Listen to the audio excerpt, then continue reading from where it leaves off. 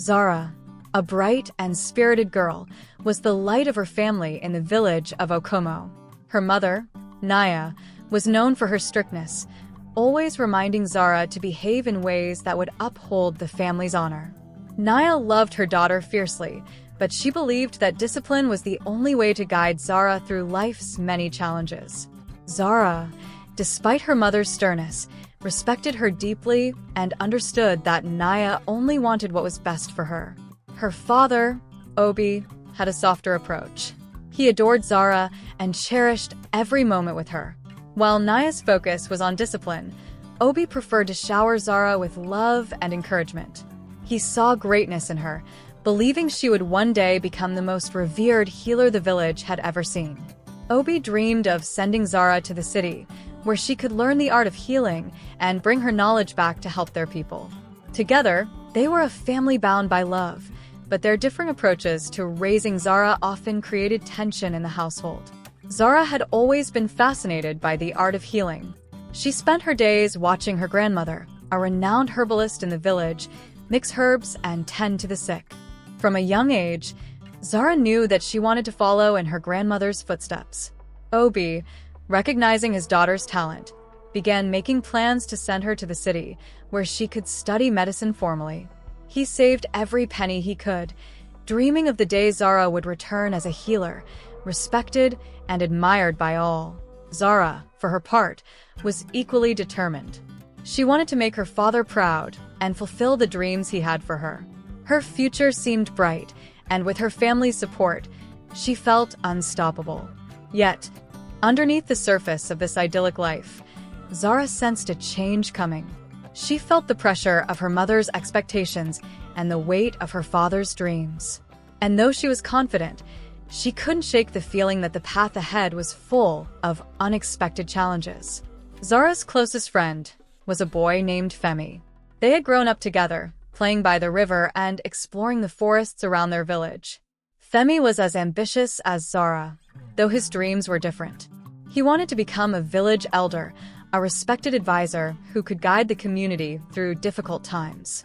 Together, they often discussed their future, dreaming of the day when they would both fulfill their respective destinies. However, their friendship was not without challenges. As they grew older, their bond became more complicated. Naya noticed how close Feyii and Zara were becoming, and her worries deepened. She believed that no good could come from such a close friendship between a young man and woman, fearing that their innocent relationship might one day lead to something more. Despite her concerns, Zara saw Feyii as a brother, someone she could confide in and rely on. Yet, deep down, she knew that her mother's warnings carried a grain of truth. Naya could not ignore the growing closeness between Zara and Feyii. Though she trusted her daughter, she knew how easily emotions could sway even the most well-behaved children. One day, she sat Zara down and gave her a stern warning. "Zara, my child," she began, her voice steady, "you are the pride of this family, and we have raised you well. But you must be careful. The body has a mind of its own, and even when intentions are pure, it can betray you. Keep your distance from Feyii. You are no longer a child, and the village is watching." Zara listened carefully, her heart heavy. She respected her mother's wisdom, but she also cherished her friendship with Feyii. Still, she promised Naya that she would be cautious. She understood the importance of protecting her family's honor and knew that her mother was only looking out for her future. But as the days passed, Zara found it increasingly difficult to maintain the distance her mother had insisted upon. News soon came that would change everything. Feyii's uncle, a wealthy merchant who lived abroad, had arranged for Feyii to study in a distant land. The offer was too good to refuse, and though Feyii was excited about the opportunity, he felt a deep sadness at the thought of leaving Zara behind. He went to her house to share the news, and though she was happy for him, her heart ached. "You're really leaving?" Zara asked, trying to hold back her tears. Feyii nodded, explaining that it was the chance of a lifetime. "I'll come back, Zara. And when I do, we'll both have achieved our dreams, you, the healer, and me, the elder," he said, his voice full of hope. They spent their last moments together by the river, reminiscing about their childhood and all the adventures they had shared. But as the sun set, so did the innocence of their relationship. Overcome by emotion, the two shared a kiss that would forever change their lives. Zara and Femi's innocent friendship, built over years, had transformed into something more on the night before Femi's departure.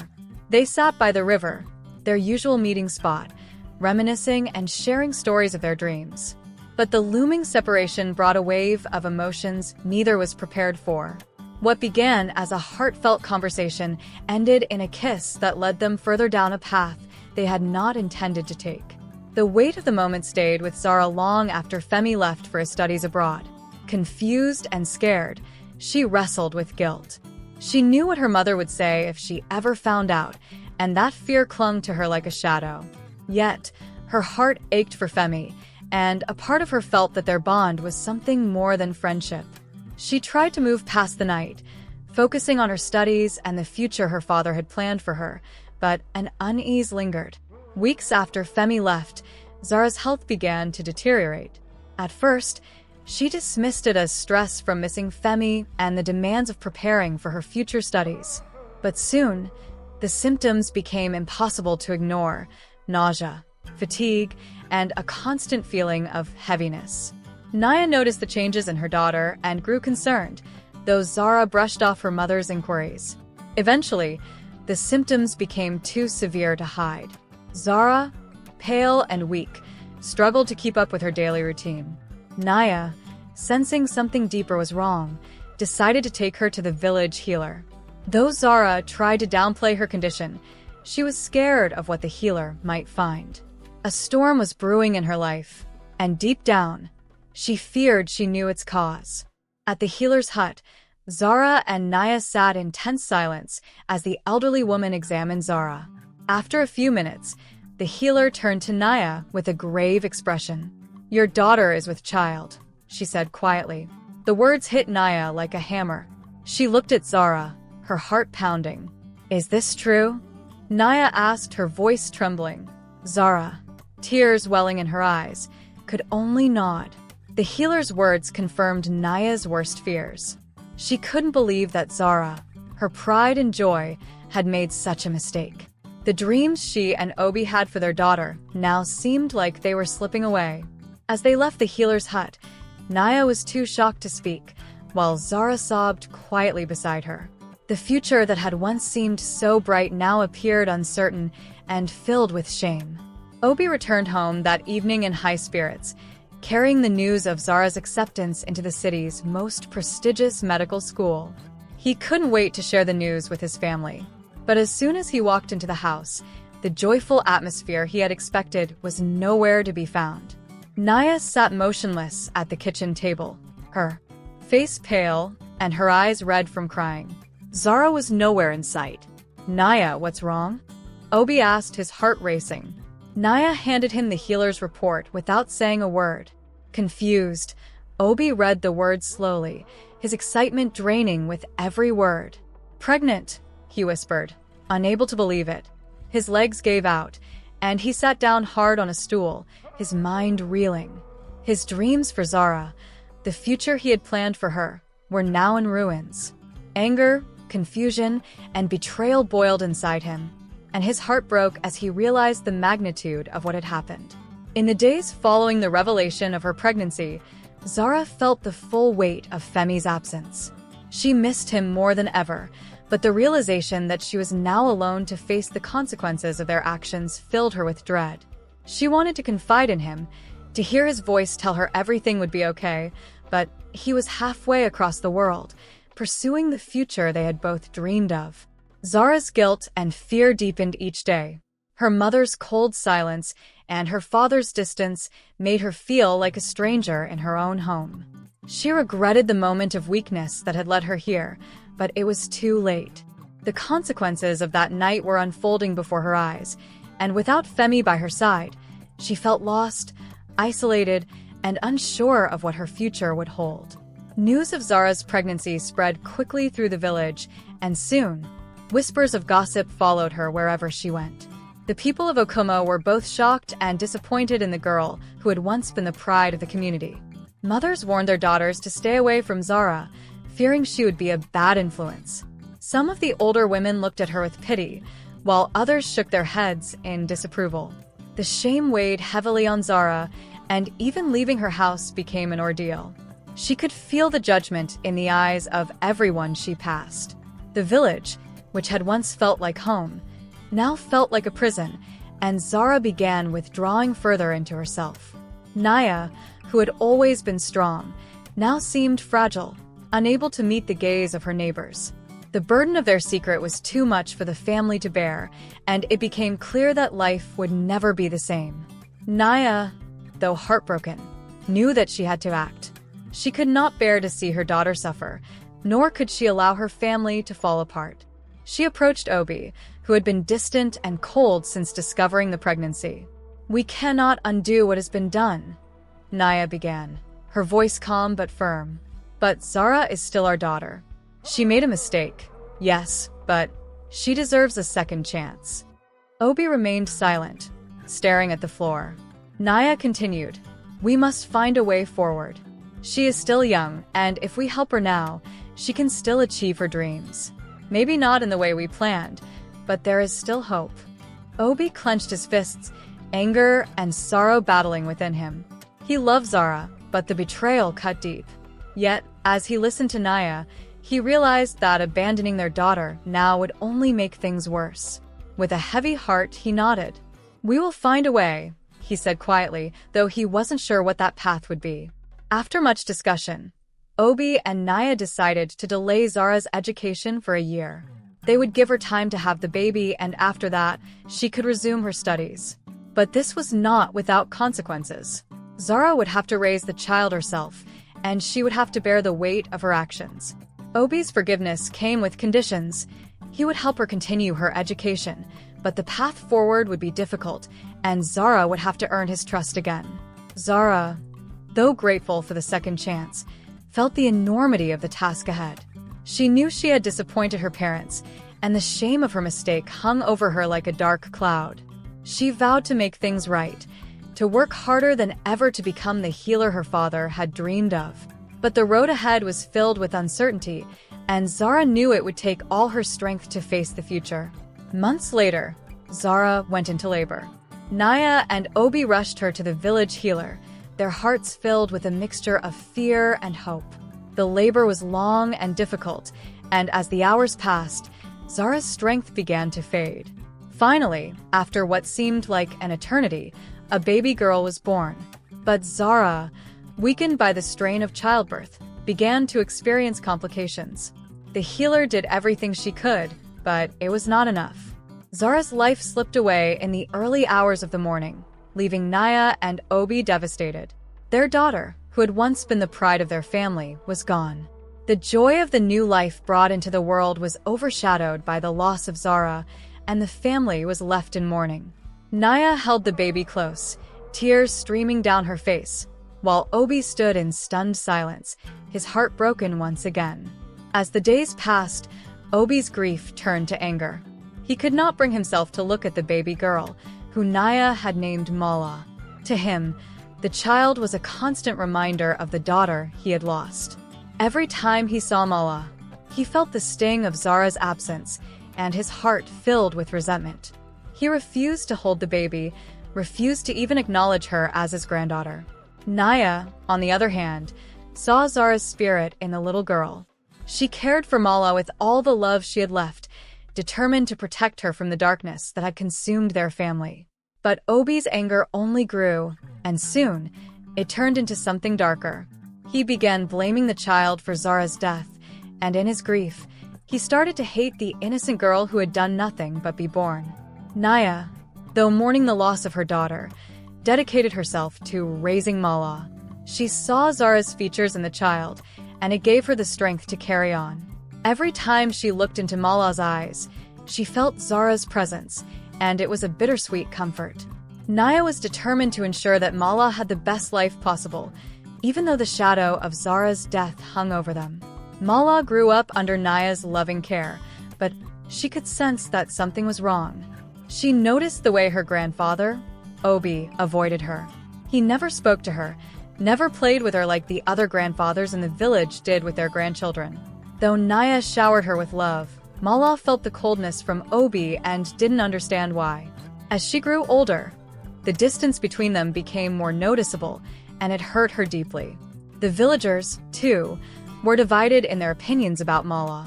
Some saw her as an innocent child, a symbol of hope born out of tragedy. Others, however, whispered that she was cursed, that her birth had led to Zara's death. These rumors reached Mala's ears as she grew older, and though she didn't fully understand them, she felt the weight of the village's judgment. Despite this, Naya shielded Mala from much of the negativity. She taught her granddaughter the ways of healing, just as she had once taught Zara. Mala, curious and bright, absorbed everything her grandmother showed her. The village might have been divided, but Naya's love and the knowledge she passed on became a source of strength for Mala, who clung to her grandmother's teachings as a way to find her own place in the world. By the time Mala was 10 years old, she had grown into a curious, kind-hearted girl. She spent her days exploring the forests and learning about the herbs and plants from her grandmother, who had become her best friend. Naya had taught Mala much about the world, but she had kept the darker parts of the family's history hidden from her. Mala, however, began to notice the small things. She saw the way her grandfather, Obi, treated her with cold indifference. Whenever she tried to speak to him, he would ignore her, and if she called him grandpa, he would scowl and walk away. Mala couldn't understand why her grandfather disliked her so much, and the rejection hurt more as she grew older. She longed for his love and acceptance, but no matter how hard she tried, she couldn't break through the wall he had built around himself. Obi's distance from Mala only grew as the years went by. He had never forgiven her for what he saw as her role in Zara's death. In his mind, if Zara hadn't become pregnant, she would still be alive, and his family would still be whole. Every time he looked at Mala, he saw the lost future that he had dreamed of for Zara. The pain was too much to bear, and rather than face it, Obi shut himself off completely. Naya tried to bridge the gap between Obi and Mala, but her efforts were in vain. Obi was too consumed by his grief and anger. He started drinking heavily, drowning his sorrow in alcohol. The more he drank, the angrier he became, and soon he wasn't just distant from Mala, he became distant from Naya as well. The love that had once held their family together had been replaced by bitterness, and the home they shared became a place of silence and sorrow. As Mala grew older, she began to ask more questions about her family. She noticed the way people in the village looked at her, the way they whispered when she walked by. She knew that something had happened before she was born, something that had changed her family forever. But whenever she asked Naya about it, her grandmother would change the subject or give vague answers. One evening, after another painful encounter with Obi, Mala finally gathered the courage to ask Naya directly. "Grandma, why does Grandpa hate me?" she asked, her voice trembling. Naya's heart broke as she looked at the innocent girl before her, a child who had done nothing to deserve the pain she was feeling. But Naya knew that the truth was too much for Mala to bear at such a young age, and so she simply said, "Your grandfather is struggling with things from the past. It's not your fault, Mala. He'll come around one day." One day, as Mala was walking through the village, she overheard a group of women talking near the well. Their voices were hushed, but she caught enough of the conversation to understand they were talking about her. "Poor girl," one of them said. "She has no idea what her birth cost her family." Another woman replied, "Her mother died because of her, didn't she? That's why the grandfather can't stand her." Mala froze in her tracks. She had never heard anyone talk about her mother in such a way. Her heart raced, and her mind filled with questions. Had she really been the cause of her mother's death? The thought overwhelmed her, and she ran back to her grandmother's house, tears streaming down her face. Naya, seeing the look of despair on Mala's face, knew that the time had come to tell her the truth. But how could she explain the tragedy that had shaped their lives without breaking her granddaughter's heart? Naya sat Mala down and tried her best to explain. She told her granddaughter about Zara, about the dreams they had for her, and about the complications that had arisen during her birth. But Naya made it clear that none of it was Mala's fault. "Your mother loved you, Mala," she said softly. "She wanted you to live, and she gave everything to make sure you were brought into this world. Never forget that. Mala listened quietly, trying to process the weight of the story. The guilt she felt was overwhelming, even though Naya assured her it wasn't her fault. Deep down, Mala couldn't shake the feeling that her very existence had caused her family so much pain. But Naya's words, full of love and comfort, gave her some solace. As they embraced, Naya silently prayed that Mala would find the strength to rise above the burden of the past. It was a stormy night when Obi came home drunk, stumbling into the wrong room in his intoxicated state. Mala had been fast asleep, but the sound of her grandfather's footsteps jolted her awake. When she saw him standing in the doorway, her heart raced with fear. Obi's eyes, bloodshot and filled with anger, focused on her. "You," he slurred, his voice dripping with venom. "You killed my daughter." Mala tried to speak, but the words caught in her throat. Before she could move, Obi crossed the room and grabbed her by the arm, his grip tight and painful. "You think you can just live here like nothing happened?" he spat. "You're the reason she's gone. You deserve to suffer." What followed was a night that would haunt Mala for years to come. Her grandfather, in his drunken rage, did the unthinkable, and Mala was left broken, her innocence stolen in a moment of violence and betrayal. The abuse didn't stop after that night. Whenever Obi came home drunk, he would find his way into Mala's room, and each time, he would force himself upon her. Mala, terrified and confused, kept quiet. She didn't know how to tell Naya what was happening, and Obi had threatened to kill her if she ever spoke a word of it to anyone.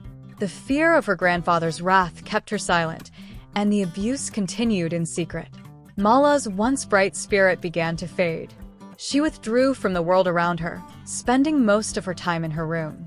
Naya noticed the change in her granddaughter, but whenever she asked what was wrong, Mala would deny that anything was happening. The trauma weighed heavily on the young girl, and though she tried to put on a brave face, the pain and fear were too much for her to bear alone.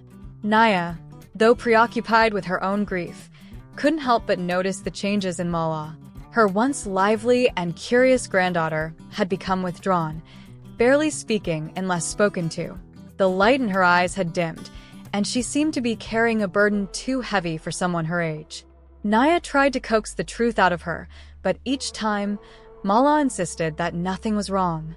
In her heart, Naya suspected that something terrible had happened. She had heard rumors about Obi's drinking and his violent behavior, but she couldn't bring herself to believe that he would harm their granddaughter. The truth was too horrifying to consider, and so Naya pushed the thoughts away, hoping that Mala was simply going through a difficult phase. But deep down, she knew that the darkness surrounding their family was far from over. One morning, Mala fainted while doing chores outside. Naya, watching from the porch, rushed to her side and carried her inside. As she lay unconscious on the floor, Naya's mind raced with fear. Something was seriously wrong, and she couldn't ignore it any longer. She rushed Mala to the village healer, praying that whatever was wrong could be fixed. The healer, after examining Mala, delivered the devastating news. Mala was pregnant. Naya's heart sank as the healer explained that the pregnancy had likely been the result of abuse. The weight of the revelation crushed Naya. She couldn't believe what she was hearing. Who could have done such a thing to her innocent granddaughter? And how had she not seen the signs? As Mala slowly regained consciousness, Naya wept silently, knowing that their lives would never be the same again.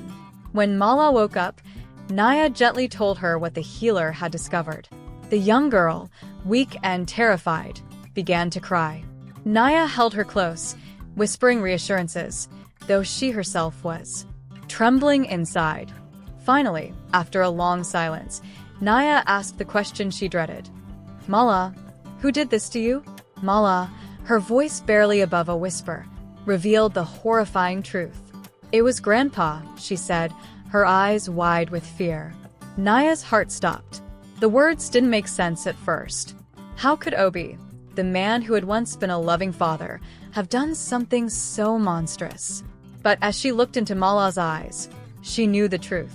Her worst fears had come to pass, and the man she had once loved was now a monster in their midst. Naya, torn between grief and fury, confronted Obi that evening.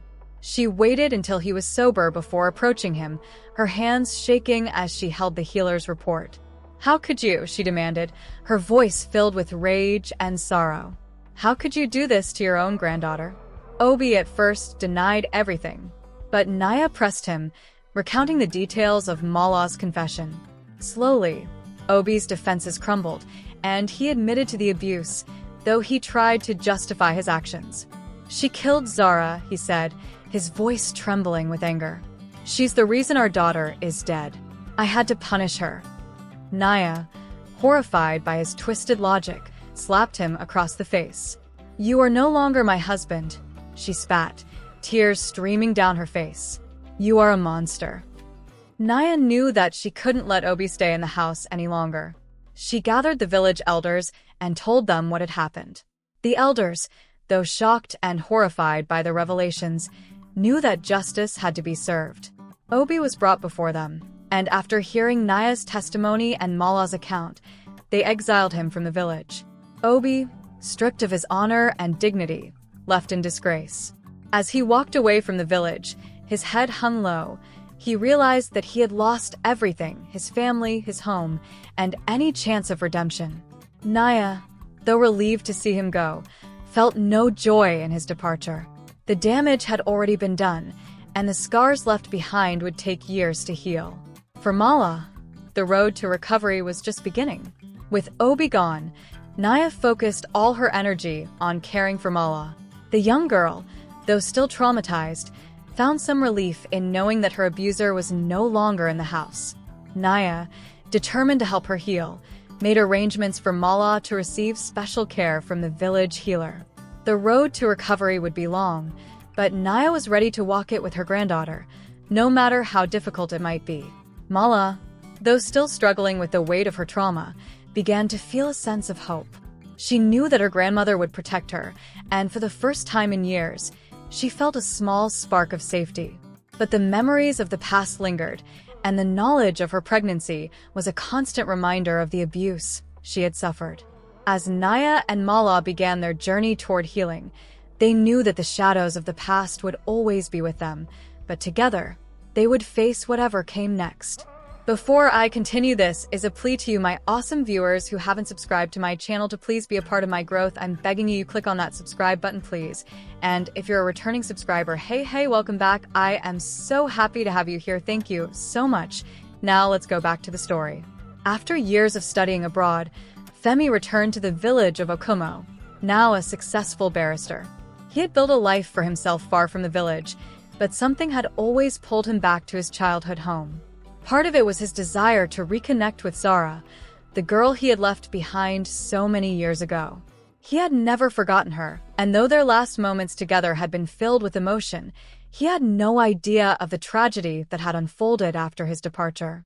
When Femi arrived at his family's home, his mother greeted him with joy, but there was a sadness in her eyes that he couldn't ignore. As they sat down to dinner, he asked about Zara. "Where is she?" he asked, expecting to hear news of her success. His mother's face fell, and she told him the story of Zara's pregnancy, her death, and the birth of their daughter, Mala. Femi was stunned. He had no idea that Zara had been carrying his child, and the news of her death hit him like a blow to the chest. Femi could hardly believe what his mother had told him.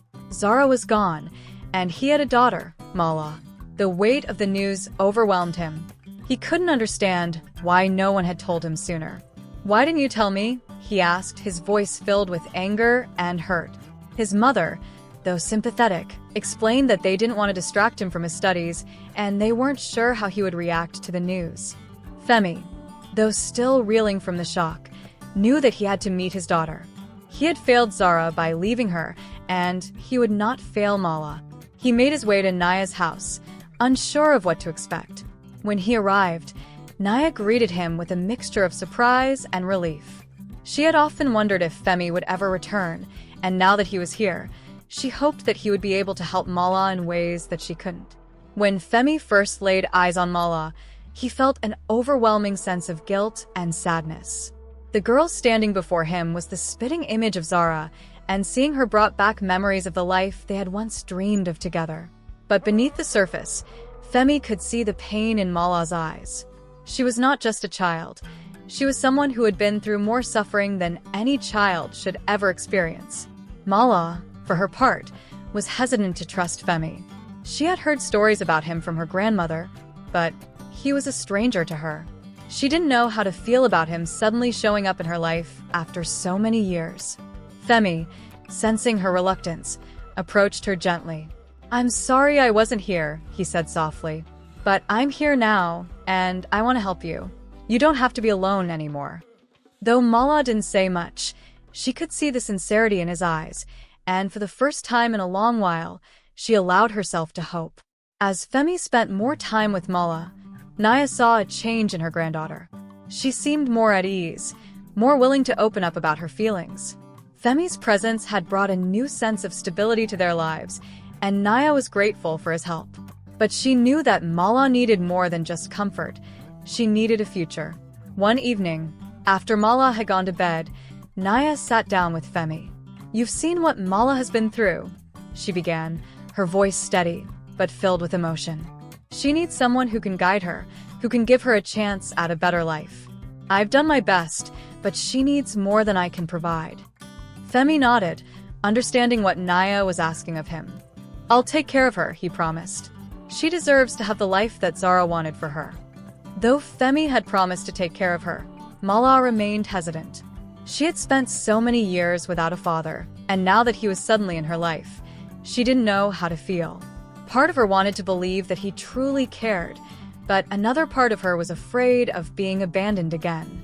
The trauma of her past had left her with deep emotional scars, and trusting someone, even her own father, was difficult. Femi, sensing her reluctance, didn't push too hard. He knew that it would take time for Mala to open up to him, and he was willing to be patient. He spent his days with her, showing her kindness and understanding, and slowly, the walls that Mala had built around herself began to crumble. She started to see that Femi,